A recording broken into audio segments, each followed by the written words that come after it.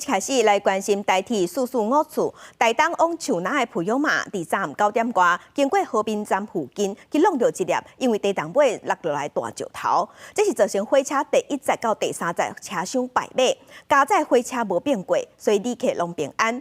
也毋过，这站意外嘛，造成台铁东部干线双向未通，经过抢修是伫今仔日透早6点才恢复双向通车。目前由于机车故障。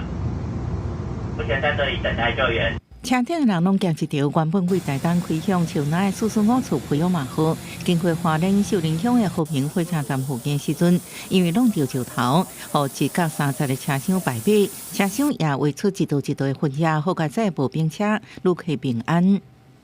目前现场看到，它确实是落实，第1节车厢有2轴出轨，目前会把车子开到和平来去接驳旅客，继续北上。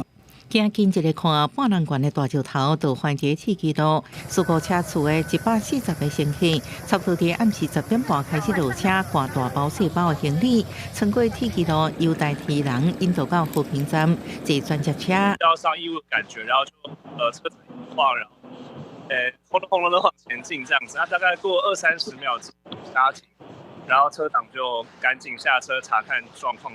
花莲大地震发生了后，到目前地动尾已经超过800个。山区什么时阵会石头连落来，什么人拢唔知影。这也造成列车双向拢无法度通行，也互行程逼迫出下旅客真无奈。